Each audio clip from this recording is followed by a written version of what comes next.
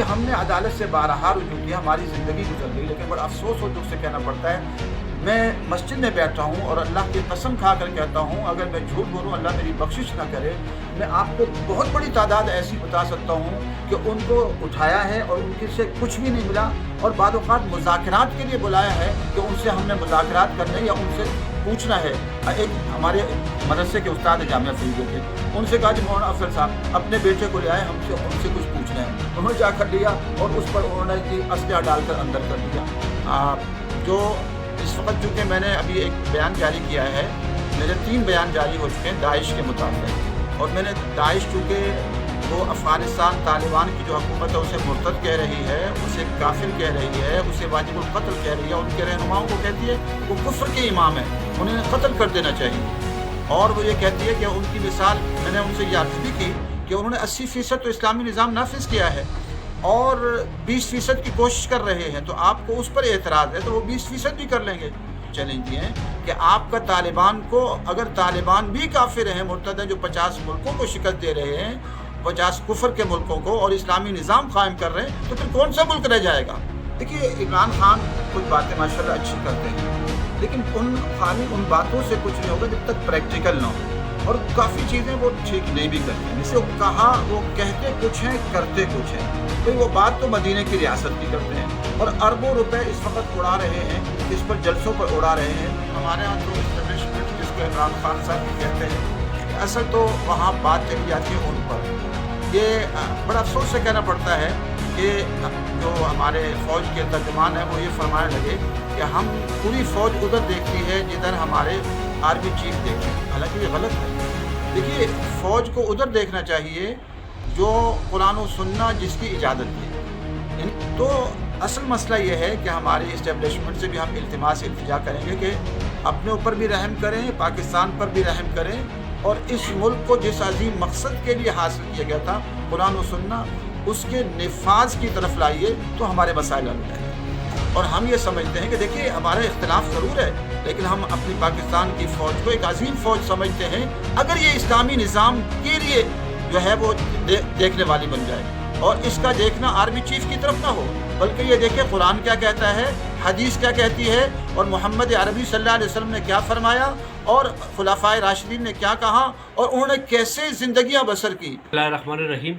मैं इस वक्त लाल मस्जिद में मौजूद, और लाल मस्जिद का जो इशू है और ये जो जामिया हफ्ज़े का जो मसला है, वो चीफ जस्टिस ऑफ पाकिस्तान उस वक्त चौधरी इफ्तिखार साहब थे, उसने अहकाम जारी किए थे, डेट जारी किए थे कि उसको हुकूमत ये मदरसा बना के देगी। अभी तक वो मदरसे का बहाल या वो जो सिस्टम है उस तरह से बहाल नहीं है, और मौलाना साहब जो कि कैद में रहे, और फिर वो जब वापस आए तो जुम्मे बढ़ाते रहे और अपने जो मामलात थे वो सारी करते, लेकिन अब चूँकि लाल मस्जिद के इर्द गिर्द इस्लामाबाद पुलिस का घेराव है और मामलात किस तरफ जा रहे हैं ये तो वक्त ही बताएगा, लेकिन मौलाना साहब से तफसीली बातचीत करेंगे। और आप ये देख लीजिएगा कि मौलाना साहब क्या फरमा रहे हैं सियासत के हवाले से, हमारे अदलिया के हवाले से, और इस वक्त जो लाल मस्जिद के साथ जो मसाइल है या जो हुकूमत की तरफ से जो मसाइल आ रहे हैं उसके बारे में, ज़िली इंतज़ामी हो या वफाकी मसाइल हो, वो किस तरफ जा रहे हैं, तो इस पर मौलाना साहब से बात करेंगे। मौलाना साहब बहुत बहुत शुक्रिया आपने। तो असल हक़ाइक़ के और मदरसे और मस्जिद का जो इशू वो अभी तक हल नहीं हुआ, इंतज़ामिया क्या कह रही है?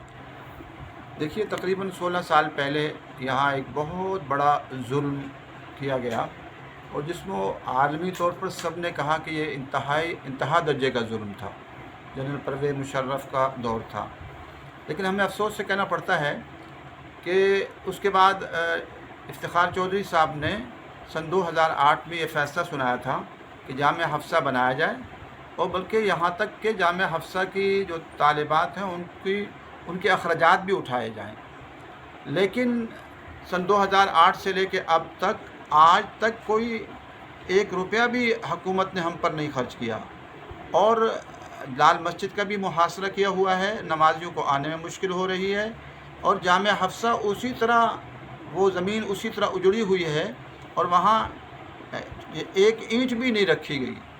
और हमारे यहाँ जो हमारे ताउन करने वाले हैं उनको मुश्किल में डाला जाता है, और वो बेचारे परेशान होते हैं और ताउन नहीं कर पाते, इसी वजह से अक्सर फाक़े होते हैं। कल भी हमारे जो मरकज़ है जामिया हफ्सा G732, उसमें कल शाम को फ़ाक़ा था। 2 टाइम ही खाना देते हैं, कल सुबह और शाम। उसमें 400-500 तो छोटी बच्चियां हैं जो 10 साल से छोटी हैं, वो भी फ़ाक़े से रहीं।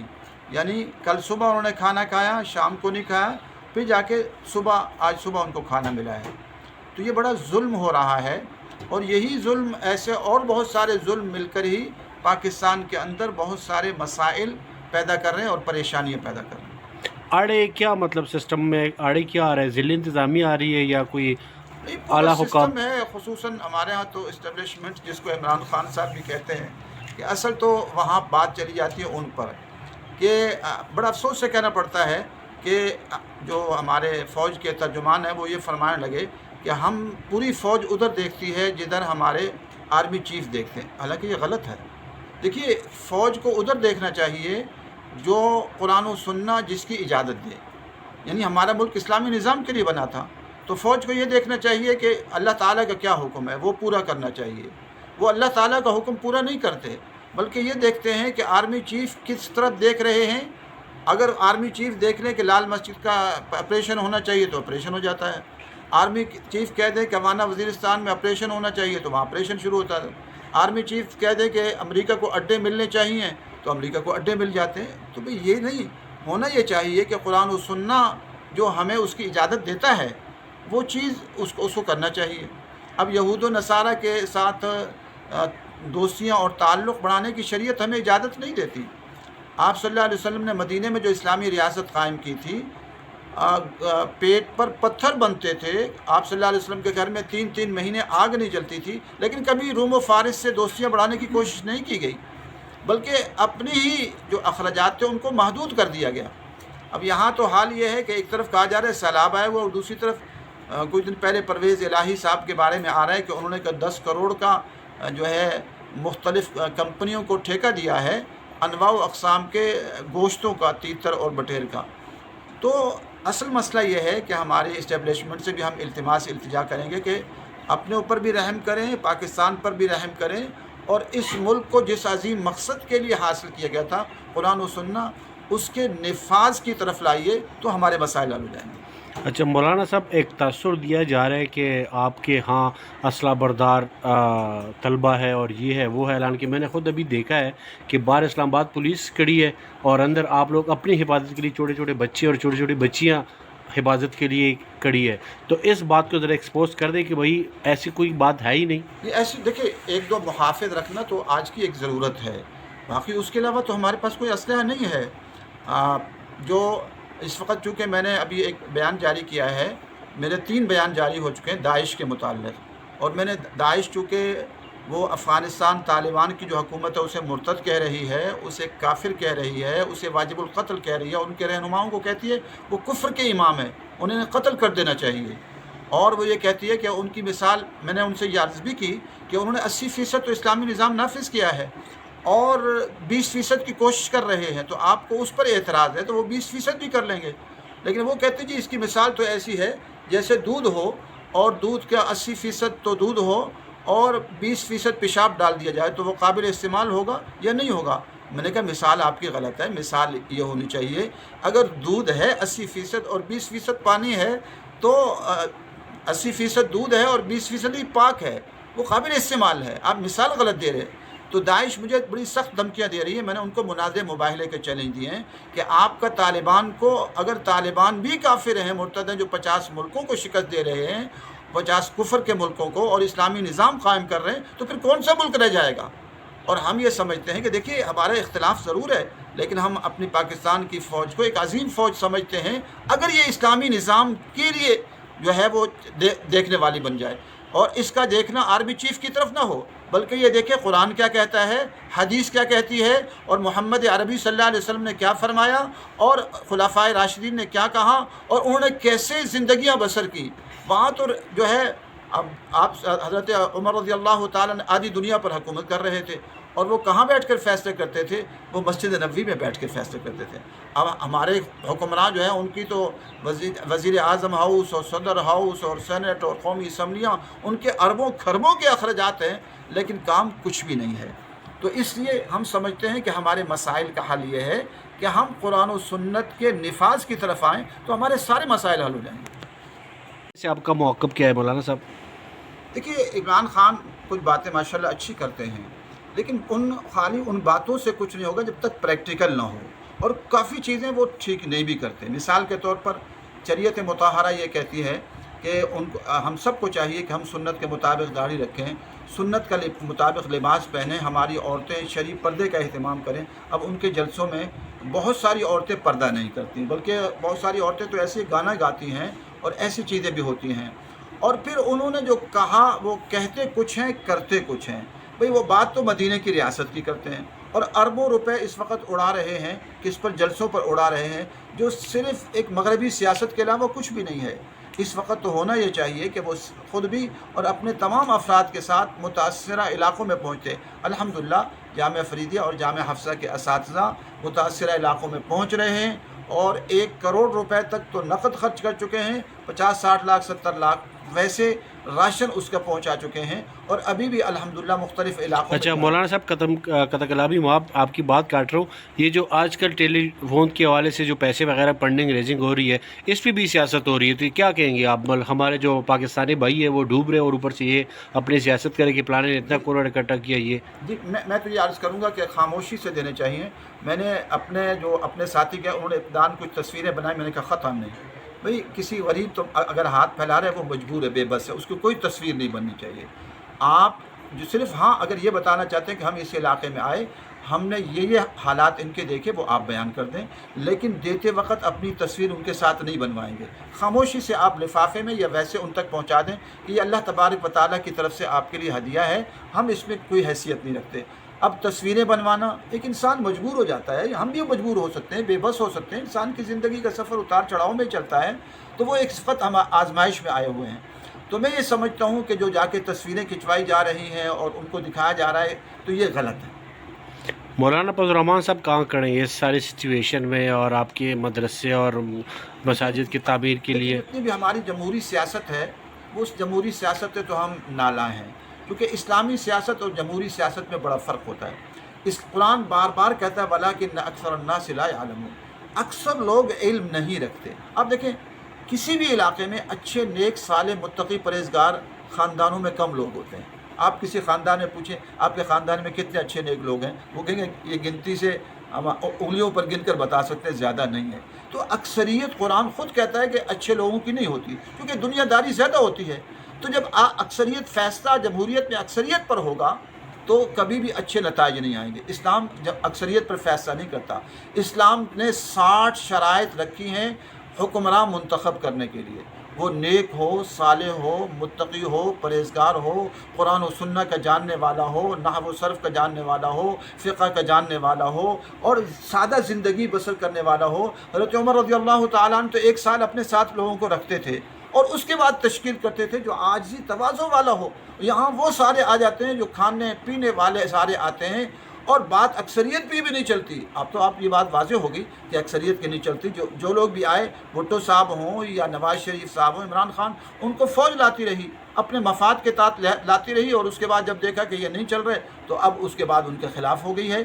یہ اکثریت کی بات ہے ہی نہیں. جمہوریت کے اندر جو بات ہے، اسلام اس سے جو ہے یہ بات نہیں کہتا. اسلام کہتا ہے نیک صالح متقی پرہیزگار زاہد عابد اور بالکل سادہ زندگی بسر کرنے والے لینے چاہیے، اور یہ بہت کم ہوتے ہیں. تو اس لیے اسلام کا جو انتخاب کا طریقہ ہے وہ اس کے علاوہ ہے، وہ شورا کی ترتیب ہے اور وہ شورا ہوتی ہے.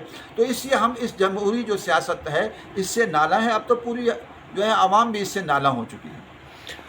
سیاستدانوں کے لیے کورٹ کے دروازے رات 12 بجے 2 بجے کھل جاتے ہیں، تو مدارس کا ایشو ہو، مسجد کا ایشو ہو، جو کہ ہمارا مذہبی اور ہمارا ایمان اور عقیدہ ہے، ان کے لیے عدالت کہاں کھڑی ہے اور آپ نے عدالت سے رجوع کیا ہے؟ دیکھیے ہم نے عدالت سے بارہا رجوع کیا، ہماری زندگی گزر گئی، لیکن بڑا افسوس و دکھ سے کہنا پڑتا ہے میں مسجد میں بیٹھا ہوں اور اللہ کی قسم کھا کر کہتا ہوں، اگر میں جھوٹ بولوں اللہ میری بخشش نہ کرے، میں آپ کو بہت بڑی تعداد ایسی بتا سکتا ہوں کہ ان کو اٹھایا ہے اور ان کے سے کچھ بھی نہیں ملا، اور بعض اوقات مذاکرات کے لیے بلایا ہے کہ ان سے ہم نے مذاکرات کرنے یا ان سے پوچھنا ہے. ایک ہمارے مدرسے کے استاد ہیں جامعہ فریدیہ کے، ان سے کہا جی مولانا افضل صاحب اپنے بیٹے کو لے آئے، ان سے کچھ پوچھنا ہے. انہوں نے جا کر لیا اور اس پر انہوں نے جی اسلحہ ڈال کر اندر کر دیا. اور ایسے اور بہت سارے لوگ بلائے گئے کہ انہوں نے कोई भी उन पर असलहा नहीं। अल्लामा अब्दुल रशीद गाजी शहीद की मेहरान गाड़ी पकड़ी, शेख रशीद साहब ने प्रेस कॉन्फ्रेंस कर दी कि जी इससे इतना असलहा बरामद हुआ है कि GHQ वज़ीर आज़म सदर हाउस उड़ सकता है। तो आज हमारी जो अदालतें हैं इनमें झूठे केस करना बड़ा आसान है। और फिर और बात करता हूँ, इस्लाम में जो है जो फ़िक़ी मसाइल हैं, 1 साल से ज़्यादा आप किसी को जेल में नहीं रख सकते।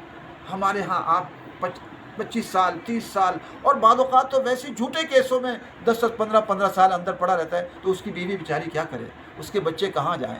गरीब जाके रुल जाता है। अमीर के लिए जैसे आपने फरमाया कि रात को दरवाजे खुल जाते हैं, गरीब के लिए तो केस ही हाई कोर्ट और सुप्रीम कोर्ट में नहीं लगता। और फिर इतना महंगा तरीन निज़ाम है हमारा अदालती जो अंग्रेज़ ने हमें दिया है। इस्लाम में कोई वकील की ज़रूरत नहीं है। इस्लाम में हर गरीब अदालत में जाकर पेश हो सकता है और अपना मसला रख सकता है। और यहाँ पर तो जो है आपको वकील करना पड़ता है, और उस पर बाद औक़ात लाखों, और बाद औक़ात अगर वो केस लंबा हो के हाई कोर्ट पर पहुँच गया तो करोड़ों खर्च होते हैं जो एक गरीब अफोर्ड ही नहीं कर सकता। और बहुत सारी औरतें जिनके शौहर जेलों में पड़े होते हैं, उनकी ज़िंदगी तबाह हो जाती है। इसलिए हम पूरी कौम से ये गुजारिश करते हैं कि दुआएँ करें कि अल्लाह तबारक व तआला हम पर फ़ज़ल फ़रमाए और ये मुल्क जिस अजीम मकसद के लिए बना था वो अजीम मकसद हमें मिल जाए। वरना पहले ये 2 हिस्सों में तकसीम हो चुका है। अब तैयारियां हो रही हैं बलूचिस्तान अलहदा करने की। आज़ाद कश्मीर के अंदर नारे लग रहे हैं कि हम इसको आज़ाद करेंगे। मुहाजिरों के अलग नारे लग रहे हैं, सिंधु देश के अलग नारे लग रहे हैं। तो जो है खैबर पख्तूनख्वा में भी नारे नज़र आ रहे हैं। तो ये मुल्क कई हिस्सों में तकसीम हो सकता है।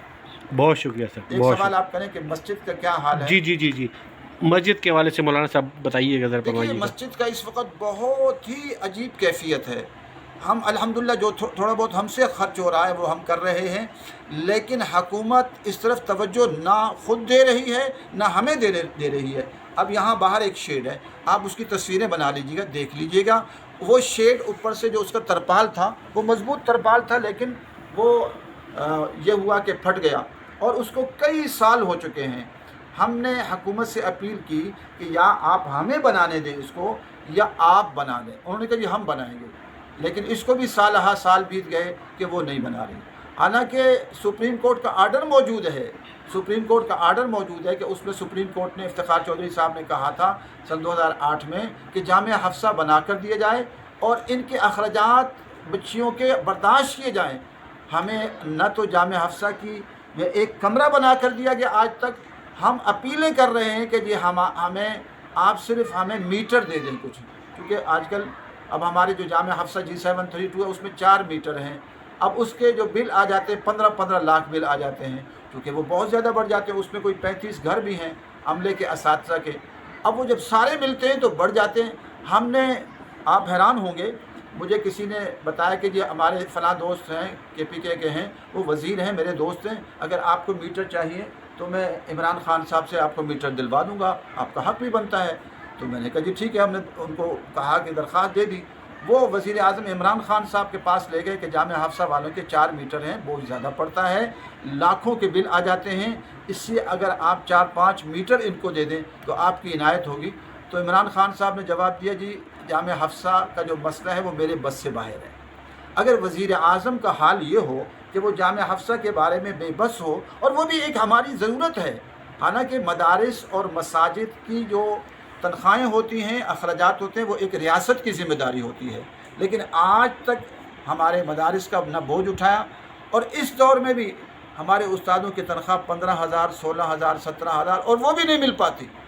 हमारे जामिया फरीदिया के एक उस्ताद हैं, उनकी तनख्वाह है 21,000 और उनका बिल आ गया है 19,000। मौलाना तारिक अजीज़ साहब वो मुझे कह रहे थे, वो मेरे शागिर्द भी हैं, वो कहते मैं क्या करूं उस्ताद जी कि मेरी 21,000 तनख्वाह है, वो भी वक्त पर नहीं मिलती और मेरा 19,000 का घर का बिल आ चुका है।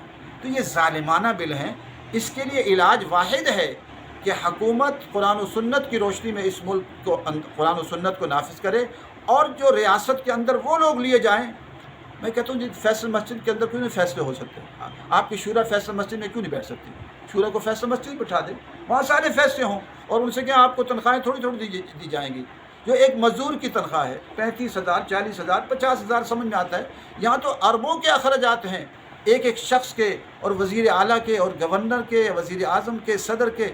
और कौम का ऐसा है कि मैंने अभी एक तस्वीर देखी, एक आटे के थैले पर ایک آٹے کے تھیلے پر لوگ لڑ رہے، ایک ایک تھیلے پر.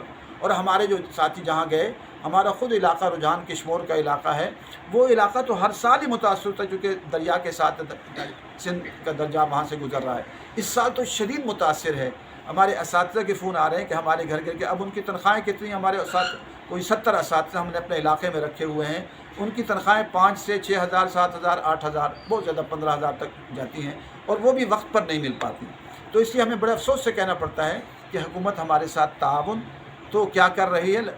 جو ہے لال مسجد کو بند کی ہوئی ہے. اس وقت بھی پولیس بہت بڑی، دیکھیے پولیس خود بھی تنگ ہو گئی ہے. کوئی وجہ ہو، سن 2009 میں رہا ہو گیا تھا، 9 10 11 12 13 14 تک میں جمعے پڑھا رہا تھا اور کوئی مسئلہ نہیں تھا. اچانک کہا جی آپ جمعہ نہیں پڑھا سکتے، اور اچانک محاصرہ کر لیا گیا لال مسجد کا. اور پولیس خود، آپ پولیس والوں سے پوچھیں، وہ تنگ آ چکے ہیں کہ کوئی وجہ ہو محاصرہ کرنے کی. اور لال مسجد کا محاصرہ کیا ہوا ہے اور یہاں سب کے لیے مشکلات پیدا کر دی. بہت شکریہ جی، بہت شکریہ، تھینک یو.